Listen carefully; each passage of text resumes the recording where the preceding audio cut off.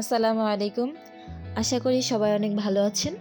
আলহামদুলিল্লাহ আমি অনেক ভালো আছি। আজকে যাচ্ছি নানা বাড়িতে।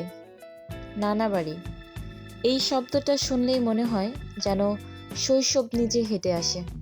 মাটির গ্রান, খোলা আঙিনা, সকালবেলার কুয়াশা আর সন্ধ্যার বাতাসে মিশে থাকা অদ্ভুত এক মায়া। সেই মায়ার টানেই এবার নানা বাড়িতে গিয়েছিলাম। নানা বাড়িতে যাওয়ার সময় আমাদের মাঝেই পড়ে যায় একটা নদী।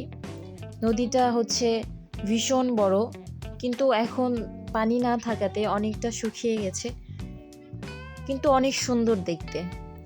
তো আস্তে আস্তে আমরা নৌকায় উঠে গেলাম। নৌকায় উঠে পার হচ্ছি। অনেকেই ছিল এখানে, অনেক দিন পর, তো বেশ মজাই হচ্ছিল নৌকাতে উঠতে। ভয় পাই অনেক সময়, সাঁতার জানি না বলে।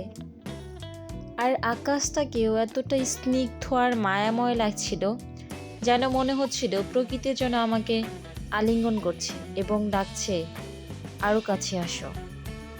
আমরা কিছুক্ষণের মধ্যেই নদী পার হয়ে উঠে গেলাম একটা বেনের ওপরে।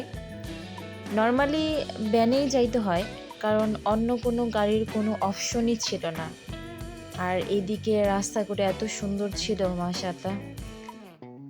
এখানে আসতেই দেখি মামাতো ভাই ও ডিগবাজি দিচ্ছে, আমাকে দেখাচ্ছে, আপু দেখো আমি এটা পারি। তো আমি ওকে বারবার বারণ করতেছিলাম, ব্যথা পাবা ব্যথা পাবা বলে, কিন্তু ও শুনছেই না আমার কথা। এতে মজা পাচ্ছে অনেক, ইনফ্যাক্ট আমাকেও আনন্দ দেওয়ার জন্যই এটা করছে।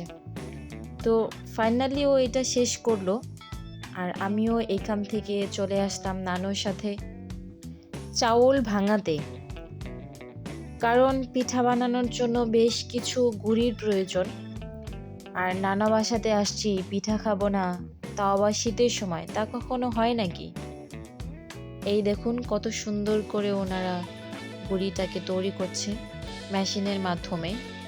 এটাও আমার একটা নানু, তবে পাড়া প্রতিবেশী। আমরা বেশ খানিকটা সময় এখানে দাঁড়িয়েছিলাম, অপেক্ষায় ছিলাম। তারপর এই তো গুঁড়িটা হয়ে চলে এসেছে। এখন এটা নিয়ে বাড়ি যাবার পালা। আমার দু বোন মিলে ওরা যাচ্ছিল নিয়ে, আর আমি পিছন দিক থেকে একটু মজা নিচ্ছিলাম ওদের সাথে, কারণ বলছিলাম পিঠাটা আজকে ওদেরকেই বানাতে হবে। আর এই তো ঢুকে পড়েছি মামাদের বাড়ির উঠোনে। আমি গরুগুলোর সাথে একটু দুষ্টুমি করতেছিলাম, কারণ আমার কাছে প্রাণী ভীষণ পছন্দের।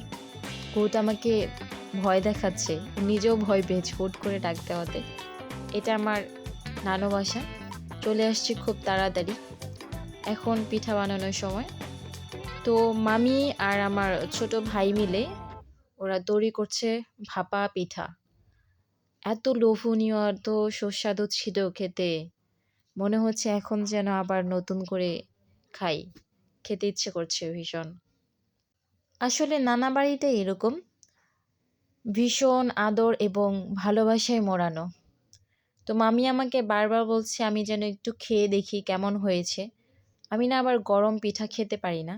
তারপর একটু ভেঙে দেখছিলাম, এত রসালো আর এত সুন্দর লাগছিল দেখতে। তখন আমি খেয়ে দেখিনি, তবুও ভালো লাগছিল। তো তারপরে চলে আসতে দেখি ওরা সবাই চকে চলে গেছে আমাকে রেখে। একা একাই ছিলাম বাড়িতে। ওদের সাথে একটু আড্ডা দিতে আমিও চলে আসতাম, অনেক দিন পর যেহেতু। তো আজকে এই পর্যন্তই। আল্লাহ হাফেজ।